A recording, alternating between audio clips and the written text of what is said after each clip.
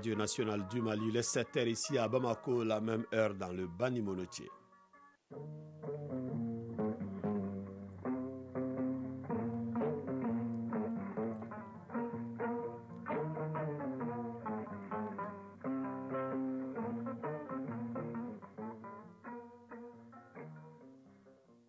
Le journal Fousséni Tunkara. Bienvenue dans cette édition, la première de Mali Actualité, les titres. Le 24 août prochain, les organes des sociétés coopératives des producteurs de coton seront renouvelés. Avant cette date, le gouvernement sensibilise les acteurs concernés pour une élection apaisée et crédible. Deux membres du gouvernement étaient hier à Bougouni pour véhiculer le message. Le grand format de ce journal a trait à l'utilisation du lait artificiel par les femmes qui devient de plus en plus fréquente. De nos jours, la pratique n'est pas sans conséquences. Parole des spécialistes. Selon eux, l'utilisation du lait artificiel peut être source de maladies chez le nourrisson. La chronique de l'environnement s'intéresse aujourd'hui à la plateforme nationale des acteurs de la société civile malienne sur le climat, l'environnement et le développement durable. C'est un espace de réflexion, de redevabilité et de plaidoyer. Et en fin de journal, l'actualité sport sera détaillée par Isaac Tchenou. Mesdames et messieurs, bonjour à vous, merci et bienvenue dans ce journal.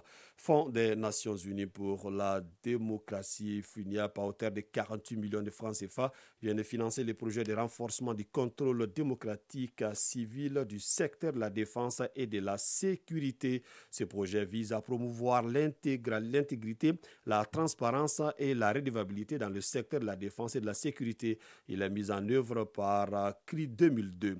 La cérémonie de lancement a été présidée par le ministre de la Refondation de l'État chargé des relations avec les institutions. Koumba Sissé. Dans un pays en guerre, un dialogue constructif est nécessaire entre les civils et les militaires. Pour renforcer ce lien de collaboration entre ces deux parties, CRI 2002 et ses partenaires ont lancé un projet de renforcement du contrôle démocratique civil du secteur de la défense et de la sécurité. L'initiateur s'attend à des résultats tangibles sur le terrain. Dr Abdoulaye Sall, président du CRI 2002. Le premier résultat attendu, c'est comment permettre aux organisations de la société civile à avoir accès à des informations vraies, factuelles, leur permettant de donner les vraies informations, les informations qui vont dans le sens de la défense de notre pays, la défense de la patrie. Le deuxième également résultat extrêmement important sur lequel nous allons travailler, c'est comment pouvoir mener de façon sereine, apaisée, intelligente le contrôle civil démocratique. Ce projet a tout son sens aujourd'hui vu que la situation sécuritaire est toujours une question d'actualité au Mali. Ibrahim Ikassa Maïga, ministre de la Refondation de l'État chargé des relations avec les institutions. L'objectif principal du projet est de contribuer au renforcement des capacités des organisations de la société civile dans le contrôle démocratique civil de la gouvernance du secteur de la défense et de la sécurité, dans le respect, bien entendu, du principe sacro-saint, du secret de défense et de la préservation de la sécurité nationale. Pour une durée de 24 mois, la société civile et les forces de sécurité doivent davantage se donner les mains pour promouvoir la sécurité au Mali. Ouverture hier ici à Bamako d'une table ronde avec les médias sur le renforcement du dialogue et la prévention des violences et conflits liés au processus politique et électoraux au Mali. L'objectif principal est d'engager une concertation avec ces hommes de médias leur permettant de comprendre et d'analyser les facteurs du risque que le Mali a connu. Mohamed Kantao. À moins de 2 ans de la tenue des élections, des initiatives se multiplient pour permettre aux citoyens d'accomplir leurs devoirs civiques en toute quiétude. C'est dans cette optique que le PNUD a sollicité l'appui des médias maliens pour minimiser les conflits et violences en période électorale. Cette concertation est ainsi engagée avec les hommes et femmes de médias pour identifier les facteurs de risque pendant les processus électoraux au Mali. Pour ce faire, il est demandé à la presse privée et publique de faire son travail avec professionnalisme. Bandjougou Dante, président de la Maison de la Presse. Le Mali est l'un des pays africains où la presse jouit d'une liberté confortable. C'est le résultat d'un processus qui a débouché sur de profondes mutations, surtout médiatiques, et dont les manifestations les plus courantes sont la libération de la parole et d'autres initiatives en faveur des médias et des citoyens. Les citoyens attendent d'elle davantage de professionnalisme en bannissant dans ses rangs les mauvaises graines qui posent des obstacles au progrès de la presse malienne. Plusieurs communications sont au programme de cette table ronde sur le renforcement du dialogue et la prévention des conflits et violences liés aux processus politiques et électoraux. Parmi celles-ci, l'importance de la prise en charge des violences basées sur le genre en période électorale, le bilan des processus électoraux et des réformes politiques et institutionnelles au cours des 2 dernières décennies et celui des médias dans la prévention des conflits électoraux. Yaya Ba est représentant et résident du PNUD au Mali. Le langage et la rhétorique des médias, y compris la presse écrite, les émissions radio et télévisuelles, les publications en ligne et les médias sociaux, comme le Twitter ou Facebook, ont été identifiés comme d'importantes sources de prévention à la violence politique. Le risque est alors que les médias alimentent la polarisation, incitent aux tensions et déforment les faits dans des environnements souvent vulnérables. Outre des hommes des médias, cette rencontre regroupe les représentants de l'administration et les partenaires techniques et financiers, dont le Fonds de consolidation de la paix des Nations Unies. 2 jours de travaux doivent permettre de valider une stratégie de médias nationaux, régionaux et locaux pour la prévention des violences et conflits électoraux ainsi que la promotion de la bonne gouvernance démocratique au Mali. Nous partons à l'intérieur du pays. En prélude au renouvellement des organes des sociétés coopératives des producteurs de coton, le ministre de la Santé et du Développement social et son collègue du Développement rural ont procédé hier mardi à Bougouni, donc dans le Bani-Mounetché, au lancement d'une série de rencontres d'information avec les acteurs. Il s'agit à travers ce cadre de donner le maximum d'informations aux acteurs pour que les différents renouvellements qui démarrent le 24 août prochain soient apaisés et crédibles. Des retours de Bougouni, Mamari Kone et Aboubakar Traoré. Le renouvellement des organes d'administration, de gestion et de contrôle des sociétés coopératives des producteurs de coton s'inscrit dans le cadre du respect des dispositions de l'OHADA ainsi que la mise en œuvre de certaines recommandations des assises nationales sur le coton.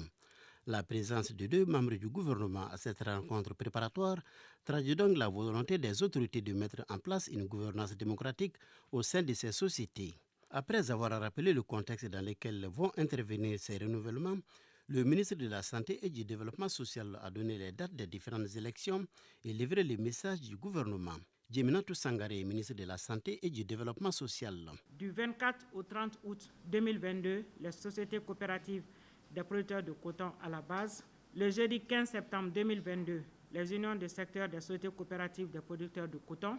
Le jeudi 29 septembre 2022, les fédérations régionales des sociétés coopératives des producteurs de coton. Le mardi 4 octobre 2022, la Confédération des sociétés coopératives des producteurs de coton. Tirant donc les leçons des difficultés rencontrées dans le renouvellement engagé en 2019, j'invite donc, au nom des plus hautes autorités, l'ensemble des acteurs de la filière à fédérer leurs efforts pour des renouvellements apaisés, crédibles, inclusifs et transparents, dont les résultats seront acceptés par tous. C'est dans l'union et la cohésion que les producteurs maliens pourront obtenir de bons résultats. C'est pourquoi le ministre du Développement rural attend beaucoup de ce processus. Modibo Keïta. Sans l'entente, sans l'union, sans la cohésion, nous ne pouvons pas tirer meilleur parti de cette activité que vous menez. Nous ne souhaiterons plus que votre secteur connaisse des crises liées à des problèmes de mise en place d'organisation et autres. Pour sa part, le mandataire judiciaire a remercié le gouvernement pour les efforts consentis avant d'appeler les producteurs à aller voter. Souleymane Fomba, mandataire judiciaire de la Confédération des sociétés coopératives des producteurs de coton du Mali. Tous les producteurs de coton sont invités à aller s'inscrire dans les registres au niveau de leur coopérative pour pouvoir voter ou prétendre à un poste au niveau de leur bureau. Ensuite et surtout, nous leur disons que nous leur rappelons à la paix, au calme. C'est la même famille. On peut avoir des points de vue discordants, mais ce n'est pas lieu de dire que la famille est totalement divisée. Nous, on est là pour réunir les cotonculteurs, pour ramener la paix une bonne fois pour toutes, afin qu'ils puissent se consacrer à la production du coton et que le Mali conserve toujours sa place, qui est la place de leader au niveau de l'Afrique de l'Ouest. Avant de quitter Bougouni, le ministre de la Santé et du Développement social a rendu visite aux notabilités, occasion pour celles-ci de faire des bénédictions pour le Mali. Grand format de ce journal, l'utilisation du lait artificiel par les femmes devient de plus en plus fréquente de nos jours. Qu'elles soient fonctionnaires ou femmes au foyer, leur point commun est la pratique de l'allaitement artificiel. Ces laits qui sont disponibles dans les boutiques, alimentations et pharmacies sont utilisés sans modération et cette pratique n'est pas sans conséquences. Elle peut être source de maladies chez le nourrisson. Quel est l'impact du lait artificiel sur la vie du nourrisson? Dans quelles circonstances doit-il être donné à un bébé? Élément de réponse dans ce dossier signé Fatoumetou Diko. C'est un jour ordinaire dans la famille Diallo à Kalabankoura en commune 5 du district de Bamako. Il est 7 heures ce jour. Yahi Sissé se prépare pour se rendre au service. Cette fonctionnaire de l'État est mère d'un garçon de 6 semaines. Son bébé est exclusivement nourri au lait artificiel par l'aide ménagère jusqu'à son retour du travail.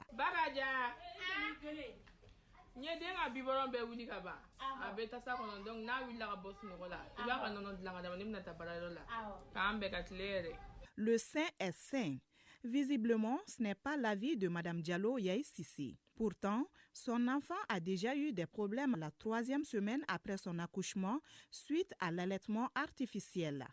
Un homme averti en vaut 2. Malheureusement, cet adage n'est pas compris par cette mère de famille. Diallo Yahi Sissé. Bon, au début, moi j'ai été à la pharmacie sans le conseil d'un pédiatre. J'ai demandé un conseil à travers le pharmacien. Il m'a donné un lait que je donnais à mon enfant. Au début, il ne supportait pas le lait que je lui donnais. Donc après ça, il avait les maux de ventre, la diarrhée. Donc du coup, je suis allée voir un pédiatre pour demander conseil. Il m'a donné un nouveau lait que je commence à lui donner petit à petit. En revanche, Mme Bintou Kamara a bien retenu la leçon de l'impact négatif de l'utilisation excessive du lait en poudre sur la santé du nourrisson. À l'origine de la maladie de son bébé, elle s'est définitivement retournée vers l'allaitement maternel exclusif. Bintou Kamara. Mon premier enfant a eu des complications à cause de l'allaitement artificiel. C'est après une consultation chez le pédiatre que j'ai décidé d'allaiter mes enfants exclusivement au lait maternel. Malgré les conséquences de l'allaitement artificiel, certaines femmes ne sont pas prêtes à abandonner la pratique. Pourtant, utiliser le lait en poudre pour nourrir son bébé doit se faire sur recommandation du médecin. Professeur Boubacar Togo, chef de département de pédiatrie au CHU Gabriel Touré de Bamako. L'allaitement artificiel n'est réservé que dans certains cas exceptionnels. Il y a certaines maladies chroniques, par certaines cardiopathies, certaines insuffisances rénales, certaines infections comme le VIH, les maladies mentales par exemple. Ce sont ces quelques indications de l'allaitement artificiel. Bien qu'il soit autorisé dans certains cas, le lait artificiel comporte des effets secondaires comme nous l'explique le professeur Boubacar Togo, chef de département de pédiatrie au CHU Gabriel Touré de Bamako. Il faut que les biberons qu'on utilise soient constamment bien stérilisés. Sinon, ça peut être source de diarrhée. Deuxième chose, il faut que la dilution du lait soit bien faite. Et après tout ça, il y a la tolérance du lait. Il y a certains enfants qui ne peuvent pas bien digérer. Donc quand ils ne digèrent pas, c'est soit de la diarrhée ou alors de la constipation. D'autres effets secondaires, c'est les ballonnements abdominaux. Pendant les 6 premiers mois du bébé, le lait maternel est essentiel pour sa croissance et son développement. Ce lait naturel contient d'éléments nutritifs importants. L'allaitement d'un bébé, un nouveau-né nourrisson, doit d'abord être le lait maternel. Nous insistons fermement sur cette option parce que le lait maternel, il contient les nutriments indispensables au bon développement de l'enfant. Il contient même des anticorps pour permettre à l'enfant de se défendre contre les infections bactériennes. Il contient même des cellules vivantes, le lait maternel, qui permettent de lutter efficacement contre les infections. Donc on préconise, on privilégie dans toutes les situations l'allaitement maternel. C'est dire que le bénéfice du lait maternel est incalculable. En définitive, doit-on continuer à utiliser le sein artificiel pour nourrir son bébé?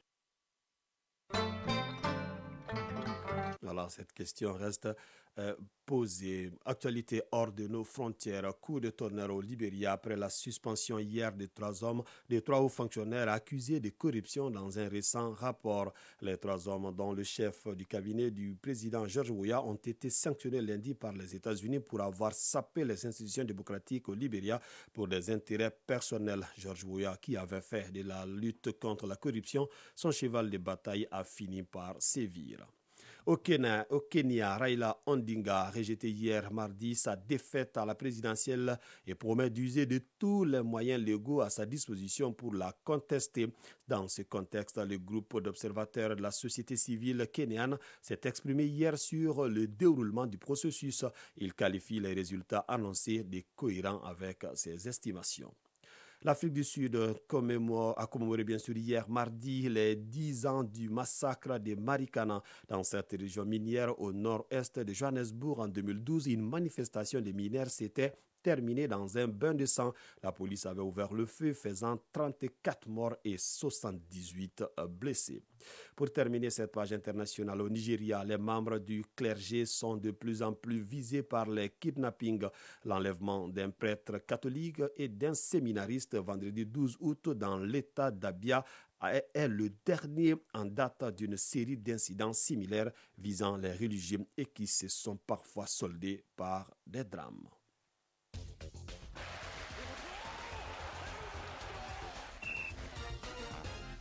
7h passées de 17 minutes, page sport, basketball. Les équipes de moins de 18 ans, filles et garçons du Mali qui ont pris part à l'Afrobasket Madagascar 2022 arrivent à Bamako aujourd'hui à 14h40. Football CAN de moins de 23 ans, le tirage au sort est prévu demain jeudi. L'équipe nationale locale continue sa préparation pour affronter la Sierra Leone dans le cadre du deuxième tour qualificatif au CHAN Algérie 2023.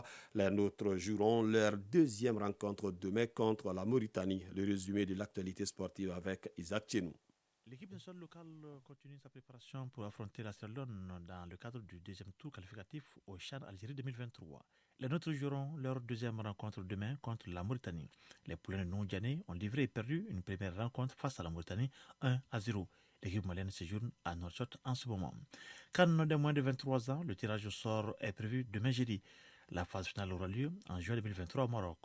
En tant que pays hôte, les Lionceaux de l'Atlas sont qualifiés d'office pour la phase finale, qui est aussi qualificative pour les Jeux Olympiques de Paris 2024 et la CAN 2023 opposera 8 sélections. Au total, 38 équipes prendront part aux éliminatoires, 20 dès le premier tour, 18 à partir du deuxième tour. Exemptés du premier tour, le Mali, l'Algérie, l'Égypte, la Tunisie, la Guinée, le Sénégal, la Sierra Leone, le Bénin, la Côte d'Ivoire, le Ghana, le Nigeria, le Soudan, l'Ouganda, le Cameroun, le Congo, le Gabon, l'Afrique du Sud et la Zambie. Le premier tour aura lieu en septembre 2022, le deuxième tour en octobre et le troisième et dernier tour en mars 2023. Les nouvelles ne sont pas bonnes d'autre part pour l'international malien Almami Touré, victime d'une lésion musculaire le week-end dernier. Le défenseur de Francfort sera éloigné des pelouses pour plusieurs semaines. Titulaire lors de toutes les rencontres de son club depuis le début de la saison, Almami Touré devrait manquer à sa formation. Remplacé à son 13e minute lors du nul entre Francfort et Hertha Berlin, le Malien souffre d'une lésion musculaire. Les médias allemands indiquent que le défenseur devrait être absent durant les 2 prochains mois. Basketball. Les équipes de moins de 18 ans, filles et garçons du Mali qui ont pris part à l'Afrobasket Madagascar 2022 de leur catégorie arrivent à Bamako aujourd'hui à 14h40 précises. Leur accueil se fera au Palais des Sports à partir de 15h20 pour raison de sécurité à l'aéroport. Rappelons qu'à cette compétition, les filles sont montées sur le toit de l'Afrique et les garçons rentrent en bronze. Handball, les demi-finales du championnat national ont été jouées hier dans la salle Abdallah Adera du stade du 26 mars. L'Espace a dominé le centre sport de Missabougou par 33-18 et l'AS Police a eu raison du centre sport de Missabougou 29-26. La rencontre a concerné les hommes. La finale du championnat se jouera ce jeudi dans la salle Abdallah du stade du 26 mars. Les femmes ont évolué en poule unique pendant que les hommes ont été répartis dans 2 poules de 5. Chez les femmes, le centre sport de Missabougou est champion. Rappelons que ces championnats ont démarré le 8 août et a réuni toutes les ligues du Mali en plus des clubs de Bamako. À l'issue de ces championnats, les 6 meilleures équipes en dames et messieurs sont qualifiées pour la Coupe du Mali, dont les éliminatoires commencent en septembre. Chronique de l'environnement. Chronique de l'environnement, on parle aujourd'hui d'un espace de réflexion, de redevabilité et de plaidoyer regroupant plus de 50 organisations dont les collectifs, réseaux et ONG. Il s'agit de la plateforme nationale des acteurs de la société civile malienne sur le climat, l'environnement et le développement durable. Agibou Koulibaly. La plateforme nationale des acteurs de la société civile malienne sur le climat, l'environnement et le développement durable vise à harmoniser les positions de manière à ce que la société civile puisse contribuer à la mise en œuvre et au suivi-évaluation des politiques, stratégies, programmes et projets environnementaux au niveau local, national, régional et international. Ahmed Sekou Diallo est le président de la plateforme nationale des acteurs de la société civile malienne sur le climat, l'environnement et le développement durable. La plateforme nationale des acteurs de la société civile pour le climat, l'environnement et le développement durable est une fêtière qui regroupe une cinquantaine d'organisations de la société civile, dont les principales fêtières, les principales organisations qui œuvrent en matière d'environnement, développement durable. Depuis sa création, nous avons mené beaucoup d'activités, notamment la participation au COP, la conférence des parties sur le climat, mais aussi la conférence des parties sur la lutte contre la désertification. Au niveau du Mali, nous avons participé à beaucoup d'activités, notamment des rencontres nationales. Au niveau des départements ministériels, comme l'environnement, comme la protection civile, nous sommes invités à toutes les actions où nous apportons aussi une contribution. Contribuer à l'instauration d'une justice climatique au Mali et partout en Afrique est l'une des missions de la plateforme. Brahima Traoré, chargé de communication de la plateforme nationale des acteurs de la société civile malienne sur le climat, l'environnement et le développement durable. Le changement climatique et puis les problèmes environnementaux sont vraiment cruciaux actuellement. Donc la société civile a un très grand rôle à jouer en tout ce qui concerne les actions d'adaptation, les actions d'atténuation. C'est partant de cela que vraiment cette plateforme a été mise en place. Parce que le Mali en a besoin. Il faut que tous les acteurs se rassemblent au sein d'une structure pour vraiment marcher ensemble, mettre dans la main, poser des actes concrets par rapport au changement climatique et à l'environnement. L'une des contraintes de la plateforme est la faible capacité de mobilisation des ressources. Rappelons que la plateforme nationale des acteurs de la société civile malienne sur le climat, l'environnement et le développement durable représente au Mali l'Alliance panafricaine pour une justice climatique, Agora 30 pour la résilience au Mali, le réseau mondial des organisations de la société civile sur les crises et catastrophes et le réseau climat et développement, entre autres. 7h passées de 23 minutes, c'est donc la fin de cette édition qui vous a été présentée par Fousséni Tunkara. Mokhtar Touré a assuré la connexion technique, une édition coordonnée par Brahma Traoré et la mise en ligne a été assurée par Tamsir Djabaté. Merci pour votre fidélité, bonne journée à vous, que le bon Dieu nous assiste.